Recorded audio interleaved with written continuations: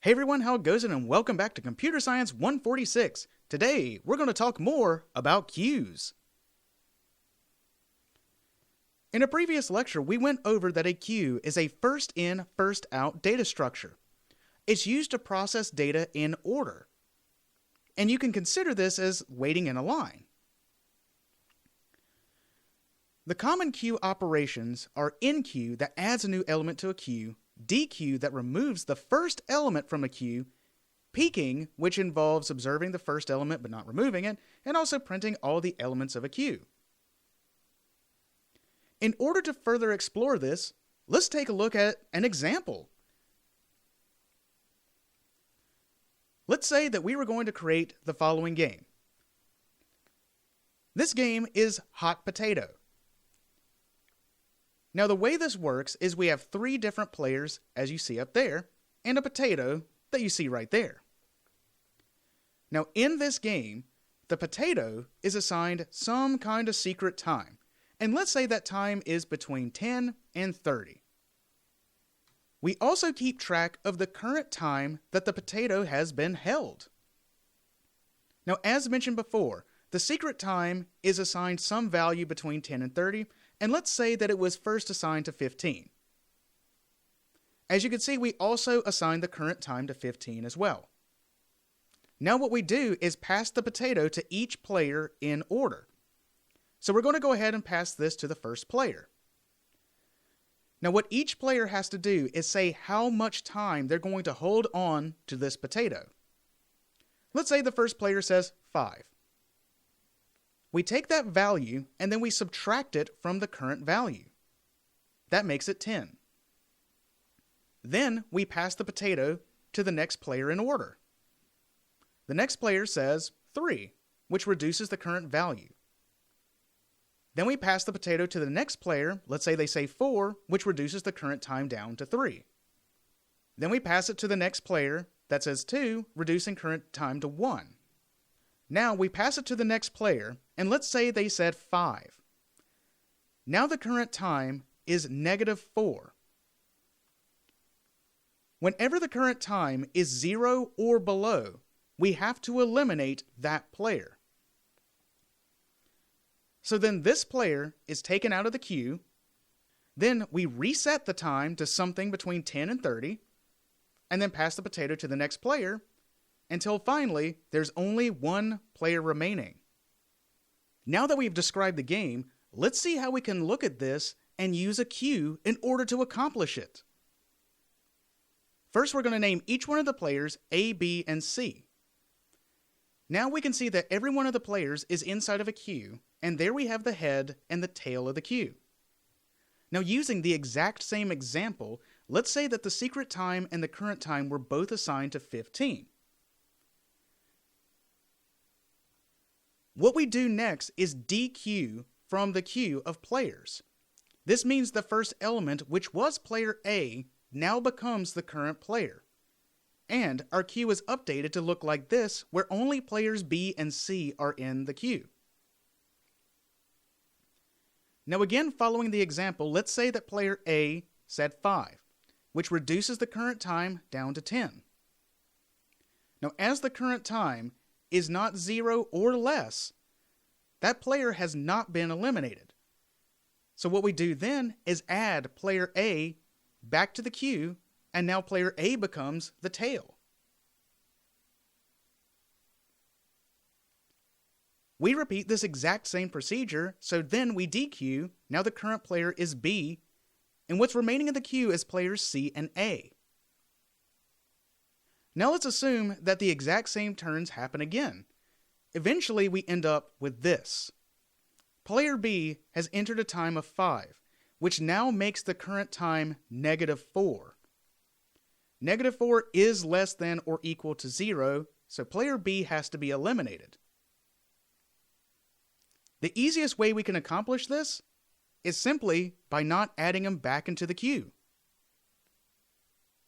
Then the only players left are players C and A, and this keeps happening until one of them is left. Now that we understand the game and how we can use a queue to do this, let's see the code.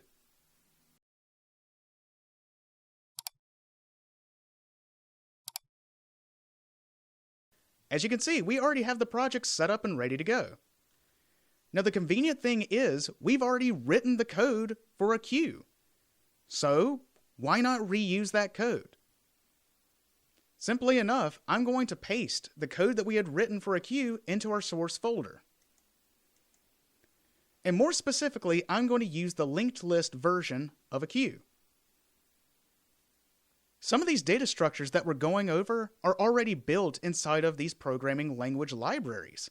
However, we're creating these that way we have the ability to modify them and use them how we see fit.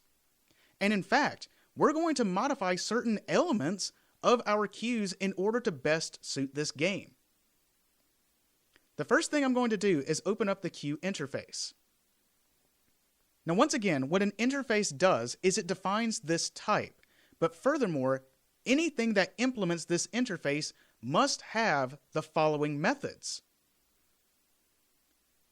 This is one critical way that we can use polymorphism, that anytime this QI is used, it must implement this, so this thing, QI, can be implemented in many different ways.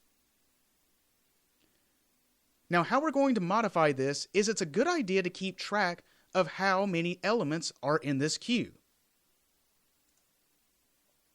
So simple enough, I feel that this should be a method included in every version of a queue. So to update this interface, I'm going to now include public int size.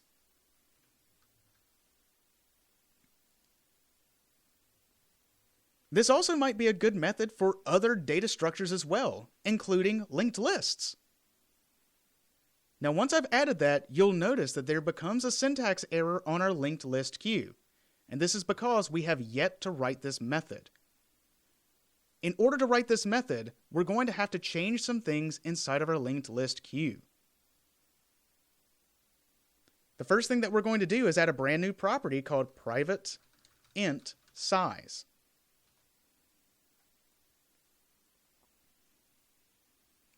Now, anytime something is enqueued, we have to increase the size. Anytime something is dequeued, we must decrease the size. Scrolling down to enqueue. The first time an element is added to our queue, we must assign size to 1. Now otherwise, if we already have elements in our queue, then what we need to do is increase the size, and I'm going to use size ++. Now similarly, when we dequeue something, we need to reduce the size. So inside a dequeue, I'm going to call size -. Now we're not done quite yet. As you can see, we still have a syntax error on this type. This is because we have not defined the method getSize. So let's scroll down to the bottom and create one. So we're going to enter down and create public int size. And simply enough, we're going to return this .size. And now after we've saved this, the syntax error is gone, and we have written all the methods that were in this queue interface.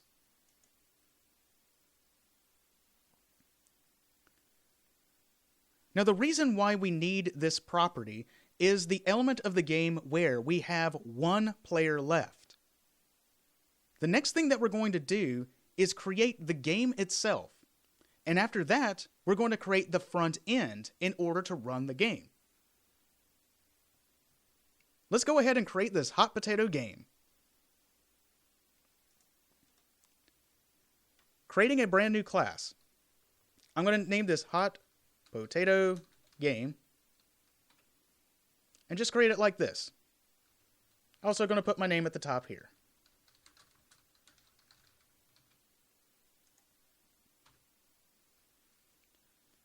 Now let's think about a couple of the elements that were described in this game. We need to be able to pick a time between 10 and 30, and we want to do this randomly. I'm going to include a type that's going to allow us to create a random number generator. So we're going to create import java.util.random. That way we can use the type random to generate random values. Now inside of our class, we're going to create a couple of properties. First, we're going to start out with some constant values that's going to be used to create this random time. The first one is going to be public static final int min rand time is equal to 10. We want the randomly picked time to start from the value 10. That's the minimum random time. Now the next property, public static final int max rand time, and this is going to be equal to something a little strange, 21. We'll discuss why this is in a little bit, but for right now, here's what we need to consider.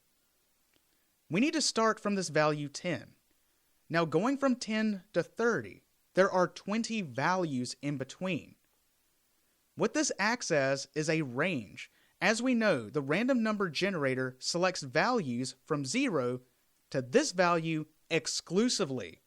So it will never select 21, it will select one below that, 20. As we'll see in a little bit, this will allow us to select the values from 10 up until 30. Now within this game, we have a data structure, the players. The players are first in, first out. This indicates to me that we can use a queue. We're going to use the interface as the type, QI. Now this is a generic type. So what type are we going to use to represent the players? To keep this simple, we're only going to keep track of their name, which is going to be a string. And we're going to call this players. Now from there, the last property we're going to keep track of is a private int current time. Next, we're going to write a constructor, and we're just going to assume a default constructor. Public hot potato game. And what I'm going to do is create a private method, private void init, that's going to initialize all of the properties from here. Now also, not forgetting this, going back to my default constructor, I'm going to call the method init to initialize everything. Now inside of initialization, what we're going to do is assign the players equals to new. Now remember, interfaces cannot be constructed. You have to construct the class that implements the interface. So what we have is this linked list queue, which is also a generic type, and we're going to say this is of type string, and we're going to construct this type of queue. Now the next thing we need to do is assign this current time by first randomly picking a time and then assigning it to here. Now this action of randomly selecting the time and assigning this current time, as we noticed, happened a couple of times as we were doing the game. This feels like a different action. This feels like a different verb. So what I'm going to do is create a method to select this current time. Outside of init, I'm going to create public void reset time. And what this is going to do is use a random number generator to select the current time. So first, we need to create an instance of a random number generator. So we're going to use the type random, call it R, and construct this new random. And now we've created this random number generator. Now using this, we have to call this dot current time, and we're going to assign this to a random value. Now let's look at this closely.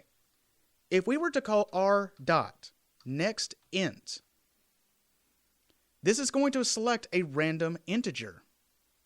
But how? Hovering over top of this, we read the description. First of all, it returns a type int, and it returns the next pseudo-random uniformly distributed int value from this random number generator sequence. The general contract of next int is it will select an int value that's pseudo-randomly generated and return all 2 to the power of 32 possible integer values. Well, that's not what I want. I want it to select a value from 10 to 30. if we read through the documentation, there is an overloaded version of next int, where inside the arguments I can pass this, max rand time. Now, let's notice how the description changes. So reading through this, it selects the value from 0 inclusive, so it includes 0, and the specified value exclusively. Our value is 21, so it does not include 21, which means this selects a value from 0 to 20. But there's still one more issue. We were going to select the values from 10 to 30. Well, all we need to do is randomly select this value and add the min time to it. Now we know this selects a value from 0 to 20. Simply adding 10 to it, now this whole thing selects a value from 10 to 30.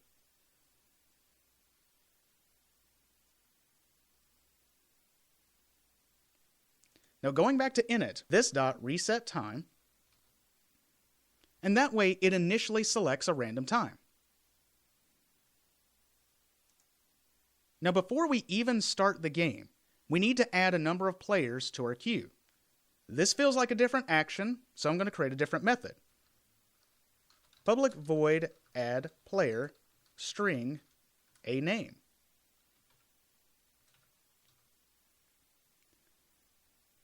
Now, as this is a class type, it's always a good idea to check whether or not it's null. Now, if this was null, this could cause problems later on.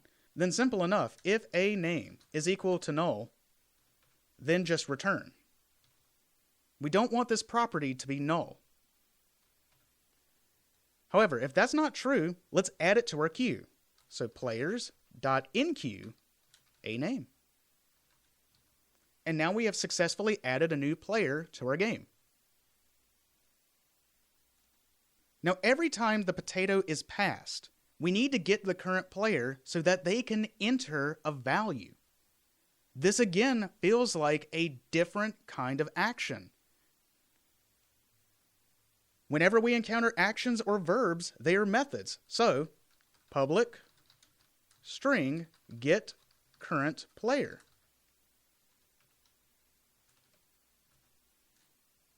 Now, in order to get the current player, we're going to remove them from the queue. So we're going to return players.dequeue. Now, how we're going to use this later on is the current player is removed from the queue. If they were to give a number where the current time goes below or equal to 0, then they are not added back into the queue. But if the current time is still above 0, then they're simply just added back into the queue. This creates this first in, first out circular fashion. Now we need to indicate if that player has lost. Again, this is a different action, so we're going to create public boolean has lost, and we need to provide a time. Now from the front end, the player is going to provide this time. Now we need to evaluate whether or not we're going to add them back into the queue or have them eliminated. So what we're going to do is update the current time. This dot current time minus equals the given time. Next, we're going to return this dot current time, and if this dot current time is less than or equal to 0, then they have lost. Now we also have to finally determine if the game is over. The game is over if the queue is exactly one element. Public boolean get when. And all we're going to do is return players.size is less than or equal to 1. Now this should be exactly 1, but I always like using an inequality just for convenience sake. Now what we have here are all of the actions in order to create this game. Now we need to provide the users, the players, an interface to play this game. I always like separating the front-end interface from the back-end code. So this is why we're going to go ahead and create another new class called Hot Potato Game FE, front end. And this is going to contain our entry point, the main method. I'm going to go ahead and clean this up a little bit. And also provide my name at the top.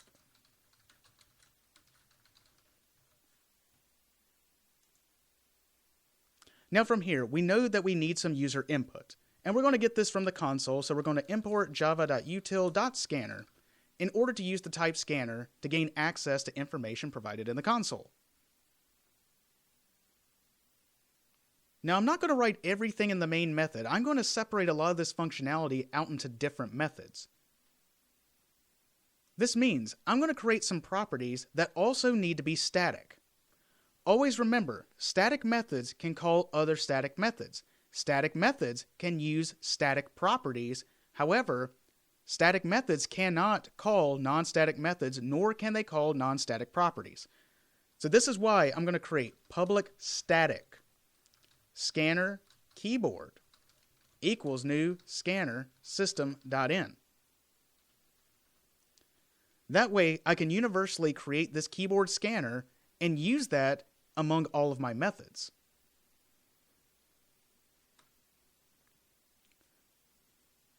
Now I'm going to do the same thing for our hot potato game. Public static hot potato game, and I'm just going to call it HPG equals new hot potato game.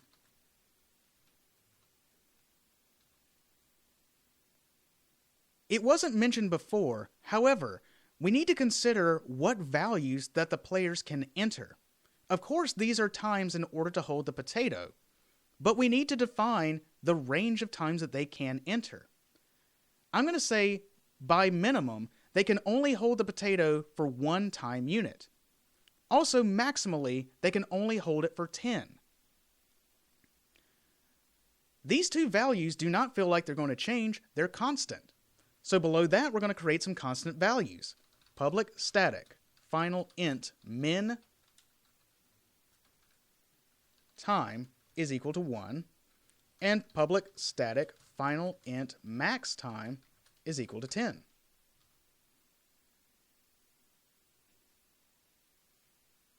Now we're going to enter the main method. The first thing I want to do is greet the user. This feels like a different action, so I'm just going to create a simple method to do that. Now once again, this method is static, that way we can call it directly from our main method. And all it says is welcome to the hot potato game. Now back into the main method, we're going to call greeting.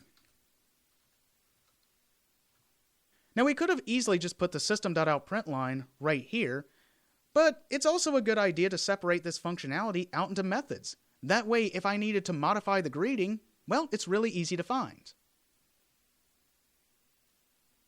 Now the next thing that we're going to do is create a loop to play this game.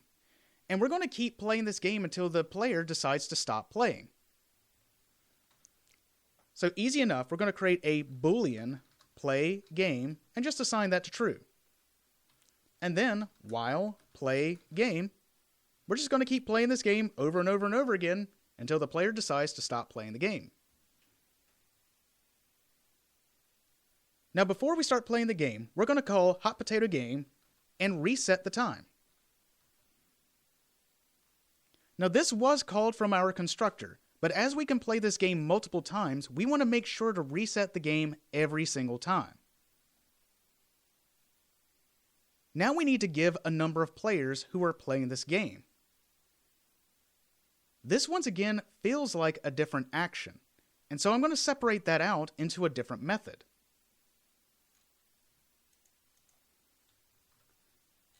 Going below here, I'm going to create public static int get number of players.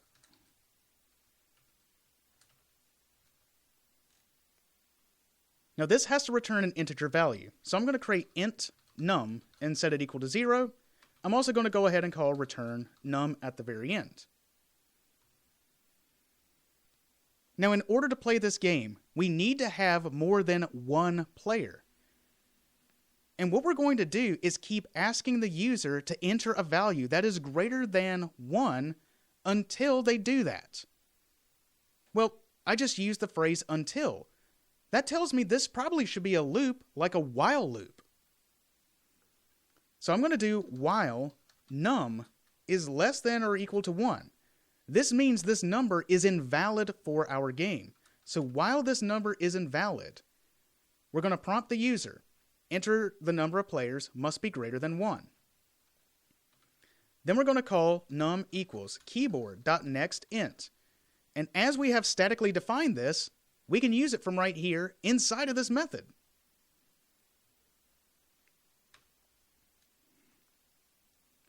Now, every time we call nextInt, nextDouble, nextBoolean, it's usually a good idea to call keyboard.nextLine. That way we don't run into a fairly common logic error where there might be some extra characters left off at the end of this, like the end line character, that might be consumed by the next call of next line. So once again, whenever you use nextInt, nextDouble, or nextBoolean, go ahead and use this right here to fix it up. Now, if they've entered a correct value, this is going to evaluate to false, and then we're going to return the number.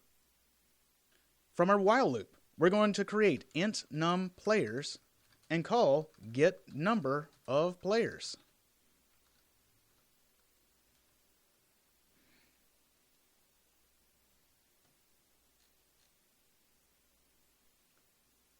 Now, once we have the number of players, we need to add them, so the players need to provide their name.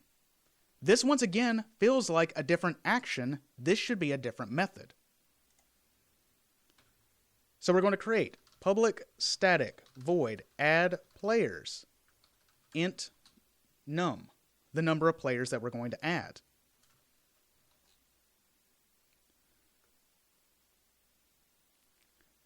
Now we understand that a for loop is a counting loop, and we could use a for loop in this case. However, I'm going to do something slightly different. I'm going to create the while loop version. Int I is equal to 0. So initialize I to 0. While I is less than this number.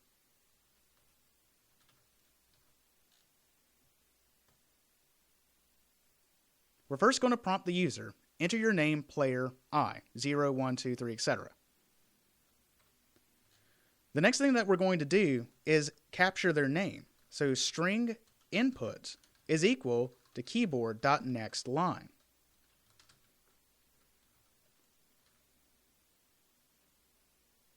Now here's the thing. I want the player's name to be valid. So first of all, we don't want this input to be null. And I'm also going to argue that this should not be an empty string. So to accomplish this, I'm going to first check if this input is equal to null.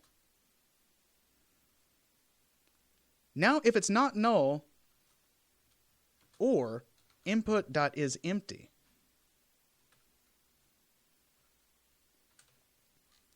if it's null or it's empty, we don't consider this valid.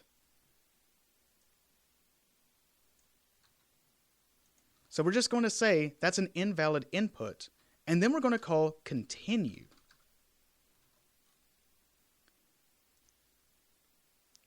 If this statement is reached, it immediately jumps back to the top of this while loop and starts it over again. That way that player must enter some valid name. However, if they did enter a valid value, then we're going to call our hot potato game .addPlayer input. And then outside of that else, we're going to do I++. Now we can enter the player's name, which is going to add this to our queue. Scrolling back up. We're now going to add players with the num players that was provided there. Now once we have randomly picked this time and we've added all of our players, we can now begin the game. We're going to create another loop.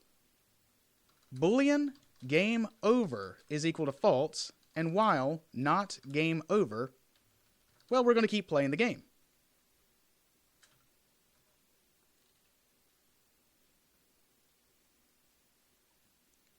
Now we're going to get the first player from our queue. String player is equal to hotpotatogame.getCurrentPlayer. And remember, what this does is it dequeues. It removes the first element, which becomes this player.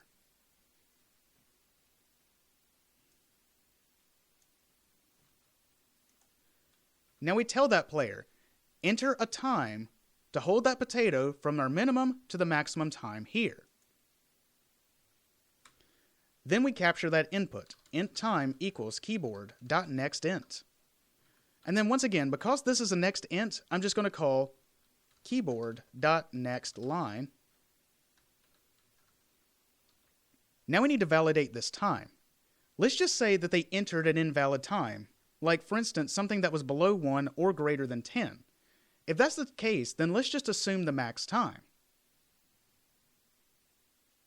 So we're going to check if the inputted time happened to be less than the min time, or this time was greater than the max time. This would be invalid.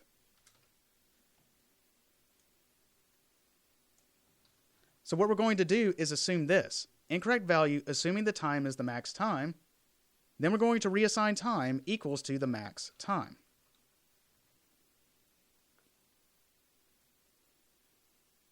Now we need to check if that player has lost. So if hotpotatogame.hasLost, now passing in this time here, this will become true if that time, in other words, if the current time that's held inside of here is less than or equal to 0.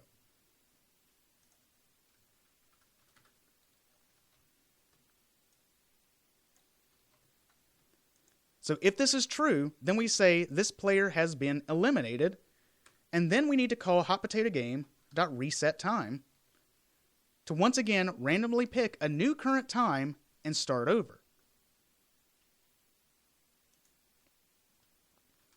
If the player entered a time and had not lost, so there's still some time left on that potato, then what we need to do is take the player that was dequeued and enqueue them back into the queue.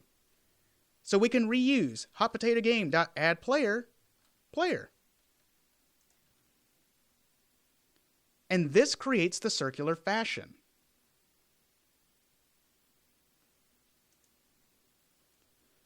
Now once all of that's been said and done, we're going to assign game over equals to hotpotatogame.getWin. So if there is only one player left, it's going to stop this while loop. Now let's assume the game was over. What we're going to do is prompt the users who the winner is by getting the current player. And then we're going to ask them if they want to play again, and if they do, they just have to enter yes. We can then just capture this input and then assign play game, which is our Boolean up here, to whether or not input is not null, and if the input equals ignore case yes, then we'll play it again.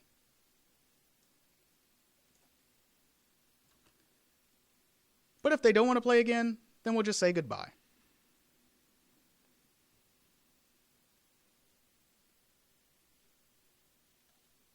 Now, let's see this game in action.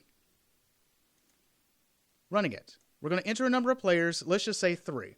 And let's say their names are just A, B, C. Okay. We need to enter a time. Let's say 3. Then we'll say 4. Then we'll say 5. Then we'll say 2. 3, 4, 5. Player A has been eliminated. So then we move on to player B, and we keep going. Let's say 3, 4, 5. Player B has been eliminated, and then the winner is player C. Now let's go ahead and play it again. Number of players, let's do 4 this time, A, B, C, and D. All right, let's just keep entering the value 3 and see what happens. Okay, B's been eliminated. Now we have A, C, and D left. Player A has been eliminated. Now we only have C and D left. Player C has been eliminated, and the winner was player D. Let's go ahead and enter no, and we're done with this game. In this lecture, we've shown an example of how to use a queue, this first in, first out data structure. We created a game of hot potato where players have to name these times in, first out order, and then are either eliminated or added back to the end of the queue to once again add values. With all that being said, I'll see you next time.